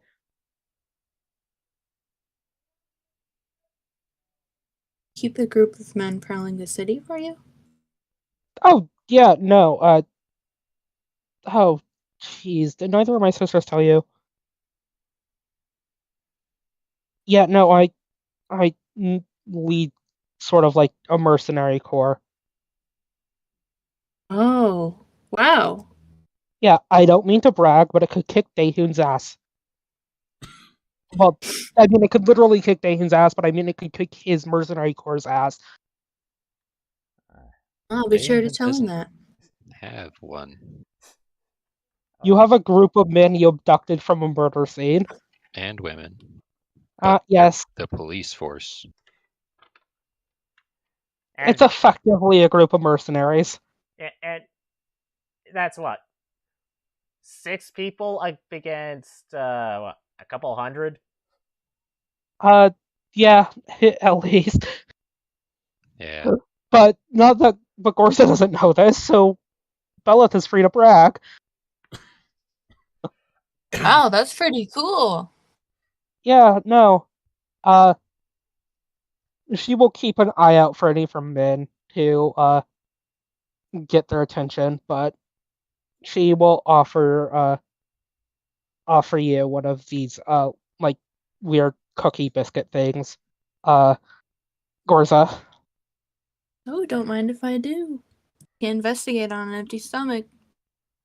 Well, like it's a double helix pattern, sorta like twisted.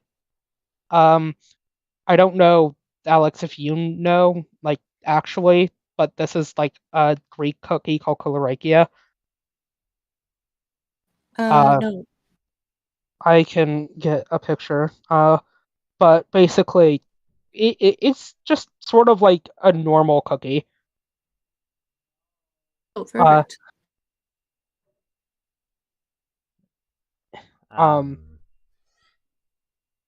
Bellis will admit that she usually prefers dipping this in like coffee or tea, but She's not packing a thermos. Those look good. Yeah. And switching Um, back to the barrel roller. neat. Riveting scene. Yeah, totes. Hey, uh, or lady, the person of high esteem, Anari. What's going? Uh, what's the current term? Are you ready to, fucking morb? No, that doesn't work.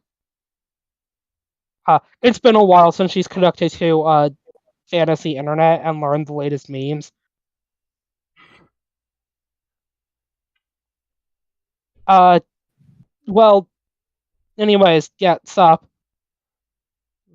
Heard a lot about you from someone who I won't name names.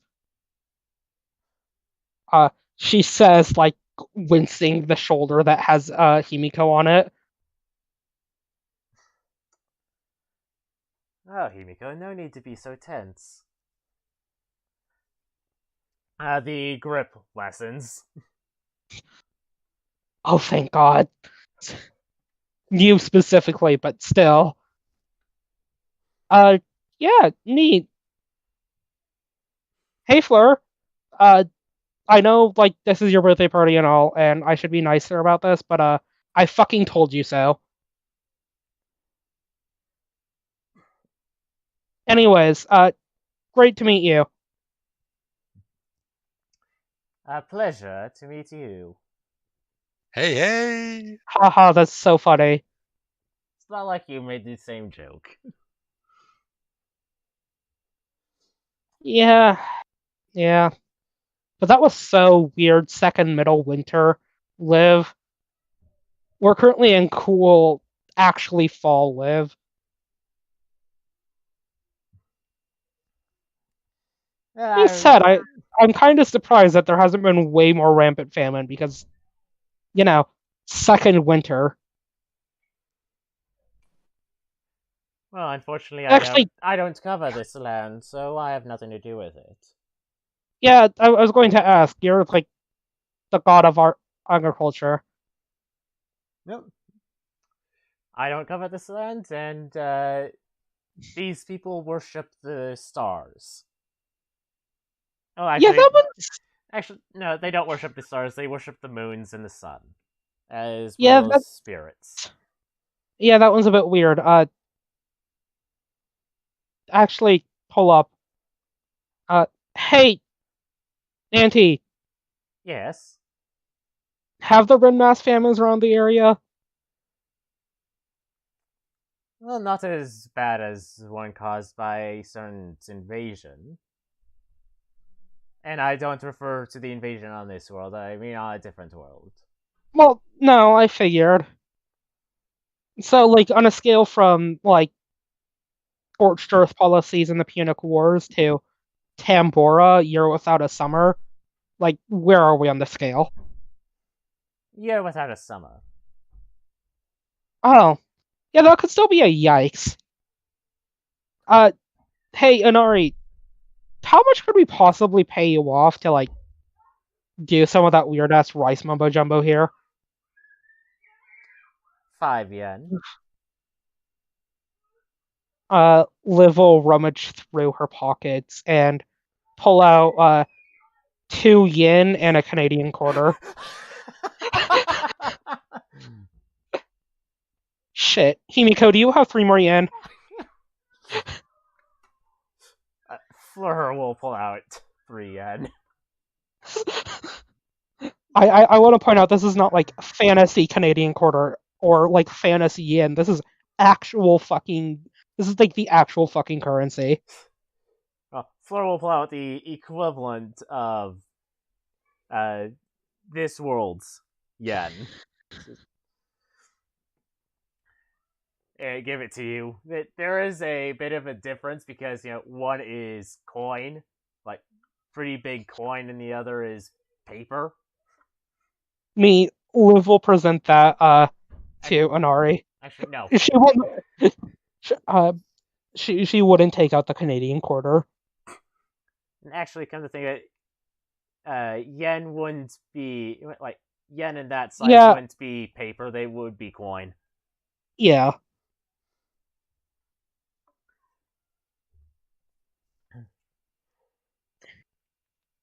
All right, now, do you have any other business? No, I just mostly wanted to make sure your subordinate didn't tear the skin off my shoulder. She says, like, still kind of nicely rubbing under Himiko's chin. That being said, this one did tell me that, you gave weird magical mumbo jumbo to Fleur. Which, again, not to be rude, Fleur, but I fucking told you so.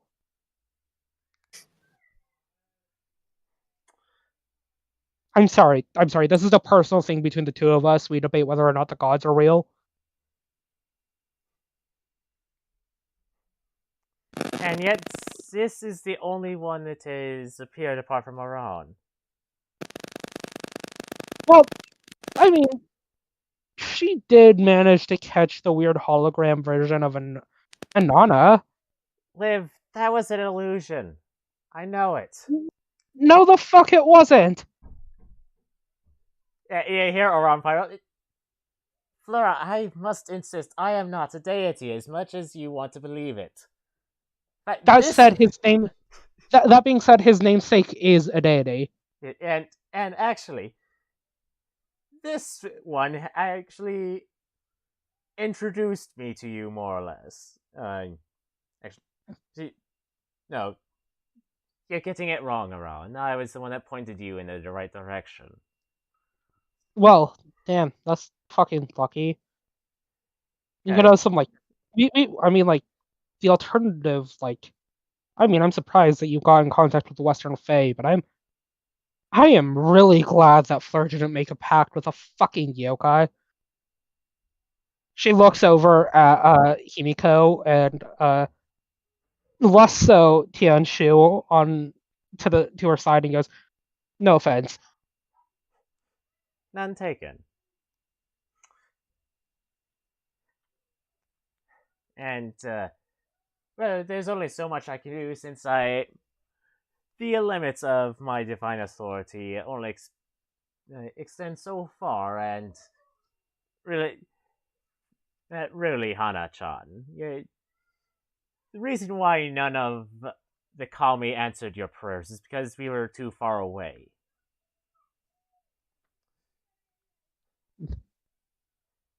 And thus pointed around to you.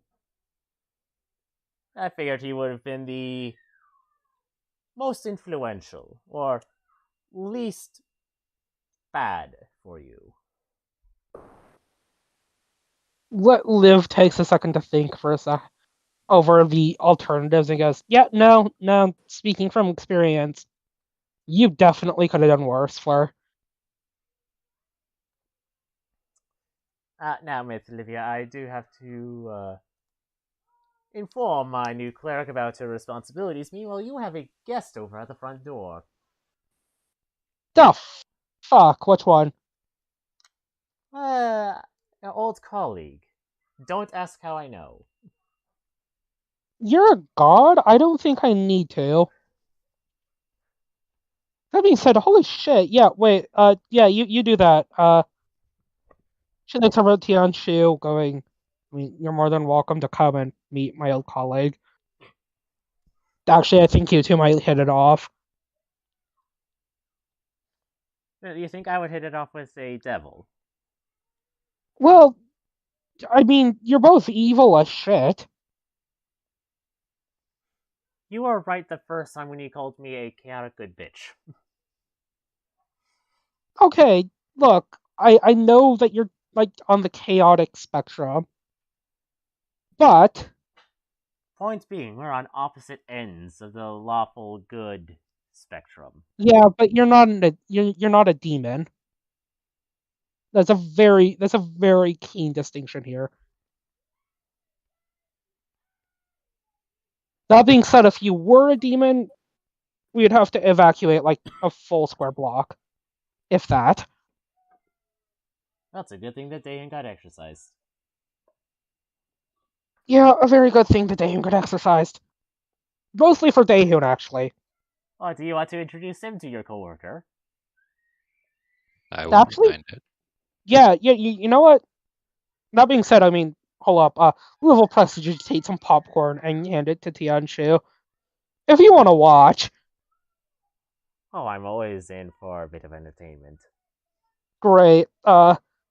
She will, like, more or less cordially bow to the fucking god talking to Fleur, and will run off over to, Daehun and go, Daehun, What? come on, just follow me, trust me on this. I don't trust you ever. Well, I want to introduce you to someone, so, alright? Fine, as long as it's not some weird, like, devil person. He'll walk over No, to the door. not at all. She says, introducing Daehun to Kevin from accounting, who is a fucking pit fiend. So, yeah, open the door and there is this guy in a business suit and glasses. Good to see you, pleasure. Hey! Oh, thank the gods you actually used that form. I don't think you would be able to fit inside if you didn't. Well, I also heard there was an inquisitor here, so. Oh, yeah, I didn't actually know about that until today. All right, wait, is he wearing a full-on actual business suit? Like, Yes. Oh, yeah, Daehan's absolutely. gonna do a quick divine sense. I've never used this entire campaign, but he's gonna use it now. Okay, what's the range on that? 60 feet. Alright, well, this thing actually has auras. Oh.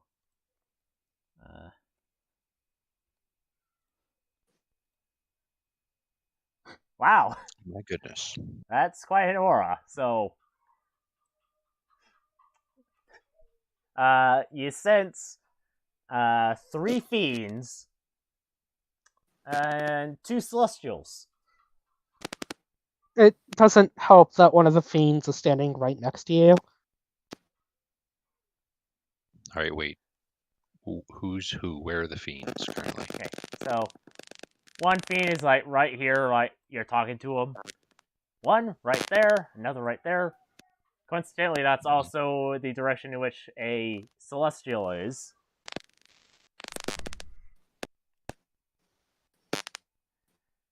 Okay. The other celestial signal is actually walking up the path. Crap.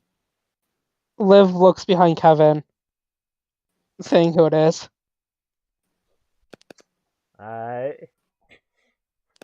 It's Inanna in a nice dress. Liv looks Kevin dead in the eyes. Behave yourself. Wait, who is he? Why Oh, does yeah, he smell bad? Daehun, meet Kevin from accounting. Kevin from accounting, meet Daehun Stormbender. This is the oath I was telling you about. I see. Don't worry, you don't need to pull out the infernal chains. Actually, if I could Okay. have the change, that would be nice. Trust me, you don't want the infernal chains. Gosh dang it. Every time I try to get more power, it's all right. Hey, you, Kevin. Kevin, Yes. really? That's your name? Look, Gosh. it's the Nine Hells. No one wants anything to do with it. Okay, fine. Whatever. Well, I do actually know his true name, but he knows mine, and we're currently under a mutually assured destruction. Okay, not sure what true names are, but Kevin, would you mind come talk with me here really quick? You? She looks over at Daehun, giving him the same look she just gave Kevin. Behave yourself. I'm gonna. When have I ever not behaved myself? Well, I mean, there was that one time with the cult, and then the other time with the cult, and then that halfling, though I was actually complicit in that, so, you know. or that time that I think you desecrated a corpse. Basically, any time that you got possessed by that, you're possessed by that that thing, that thing. Speaking of which, pleasure. When we collected that, when we actually got to our destination, that thing had turned into roots. Oh, neat. Also, Fernia is furious Yeah. for Wait, what hold up. happened a Before few you days guys, like, ago. which one? Frankly speaking, I've been pissing her off a lot lately. Well, this is more directed at your group in general. As a certain kobold came into the Nine Hells earlier this week, forced all the soul contracts that you have pending to be transferred. He does know. Actually, I don't think he knows that. You know this. It's going to. Well, she who I won't name because of contractual obligations between the two of us. Um. Anyways, hold up, Daehoon, What? look at me, buddy. Has the He'll demon? look probably at you. Have you been elicited or like enticed by a demonic spirit trying to give you unfathomable power for your soul? The demon wants to give me special powers. It Great. hasn't gotten back to me in like weeks. No, days. Sorry. How long has it been? Couple weeks, I believe. Yeah. Okay, yeah, it hasn't gotten back to me in weeks, though. I really am concerned that it doesn't care anymore. Yeah, well, remember, you can always say no. As a matter of fact, you should say no. Just say no. Dare. Dare to be cool. Uh, I would she, rather be she, lukewarm. she looks over to Kevin, having, having worked with him on starting the war on drugs on Earth to create more suffering. Like, Much. with a confused look of, did I get that right? It's been a while since I've had to do that. All right, look. Your deity is literally standing behind this guy, waiting patiently. I'm gonna take Yeah, him, no, talk no, no. to Go, your go. goddess. Yeah, no. Daehoon's gonna grab Kevin by his arm and pull him. That, huh? Not a great You're idea. It's Daehoon. you're really lucky Kevin's letting you do this. Anyways, hey Lady Anana, let's get you inside. Come on. I once again have to say something to Fleur, so follow me. She looks over at Tianshu, rolls her eyes, and goes, and motions her to follow too, so she can watch.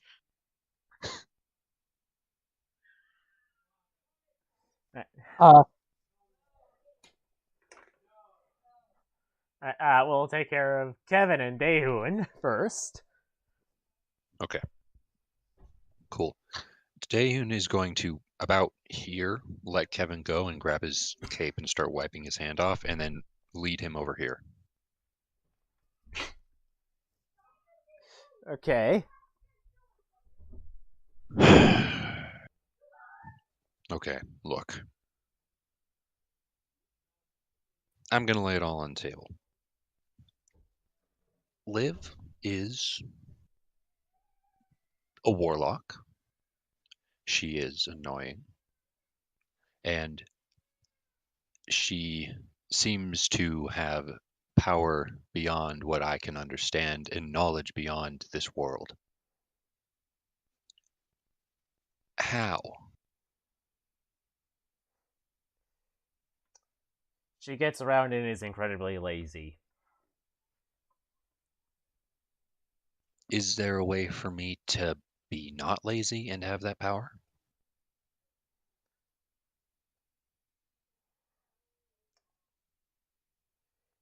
Potentially. Though, Okay. I think that a contract between us would be hypocritical or conflicting with your current alignments. Not to mention, Yeah. this is my day off.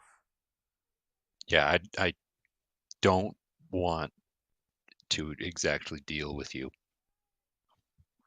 My only real question, well, I have two. First off, why does a demon just leave you alone all of a sudden when they've tormented you for like years?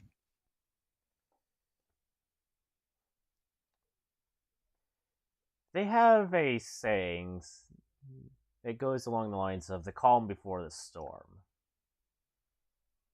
Awesome. Great. And the second question is this. While I don't want to deal with you fully, as in like sign a full-on contract, how or is there a way for what did she call me? An oath, a lawful oath such as myself, to fight off a demon? Well, you could always have a cleric with you. Okay. Well, You could also just get simply more powerful to challenge the thing in its physical form.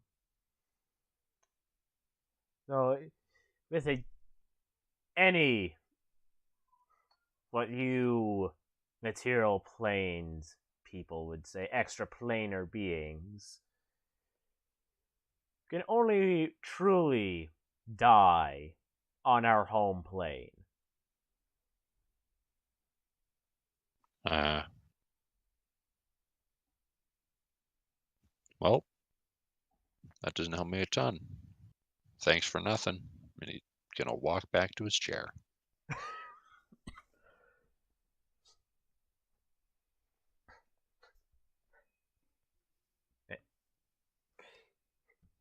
Oh, Now with that's it. He just pissed off a pit fiend. with the two deities, Will like show Fleur Anana and go well because I'm not sure if this will pick up on my mic, but clapping. I told you so.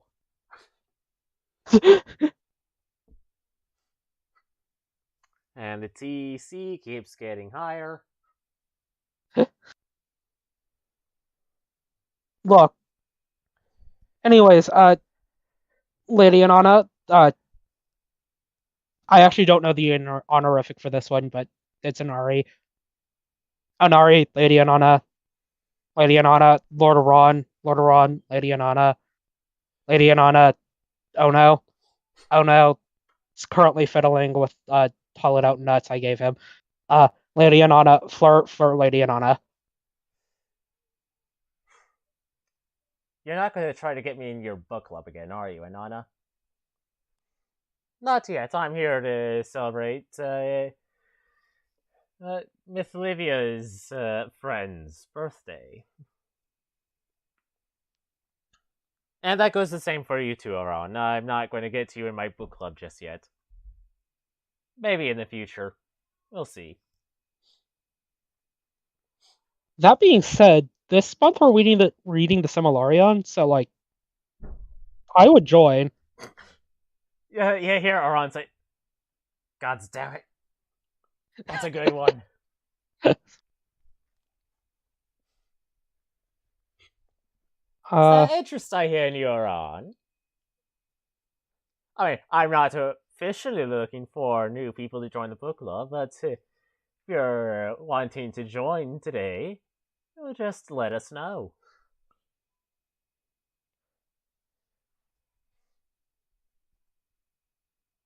Liv nods along.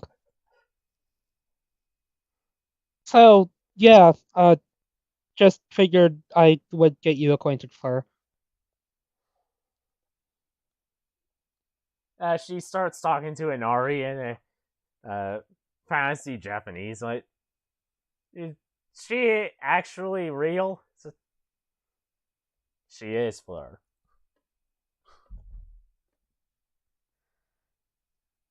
Okay.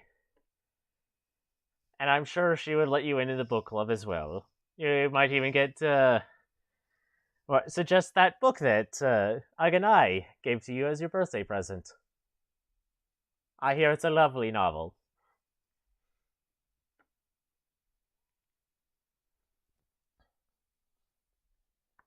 Yeah, Fleur is currently holding onto a book. The title of which, in fantasy Japanese, reads as "Where the Summer Flowers Grow." Study guide edition. Neat. Liv looks at it a bit, not quite getting what the title is. Eyes go wide for a second and goes, "The fuck the book report." Well, you're forgetting something, Pleasure. Don't worry, that's between me and your subordinate. Not that one. This one. She motions to Himiko.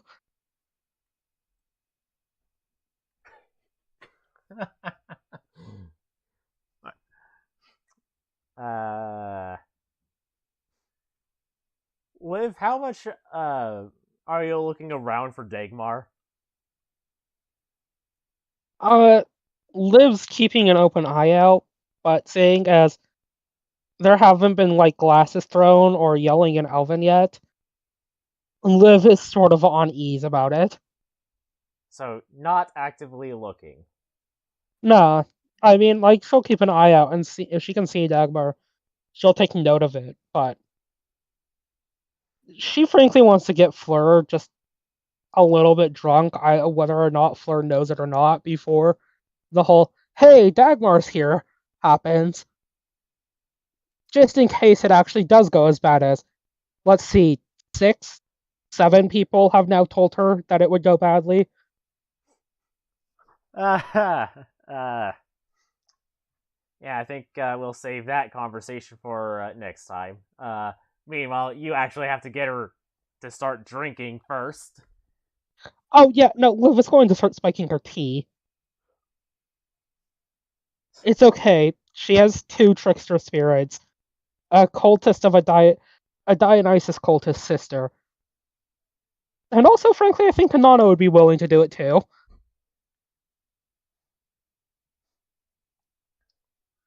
Just for funsies.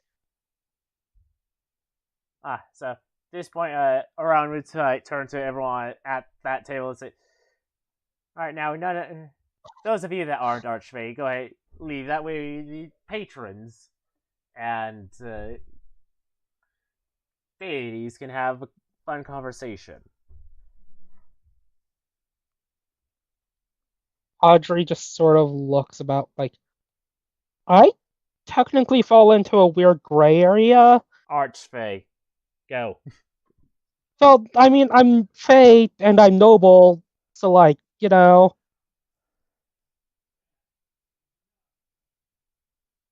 In charge of a realm in the Feywild. Go. That one I don't know, actually. Hold up. Fair enough. If it comes back as a yes, I am going to crash your party, though, Arad. She says, with, a quick, step, will run over to go check with her, Warforged entourage on whether or not her father's extended her territory into the Feywild. It hasn't. She will, mutter "damn" in Elven, and will, go bully Daehoon.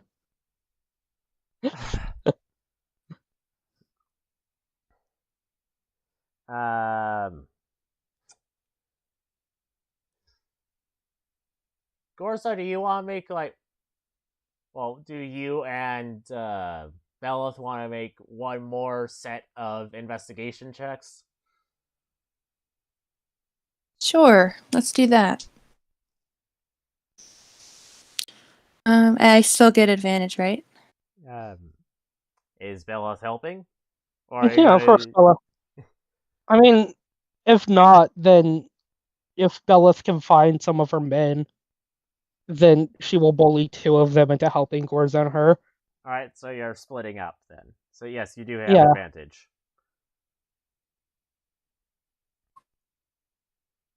Nope. Oh, crap. Alright. Cat girl turn.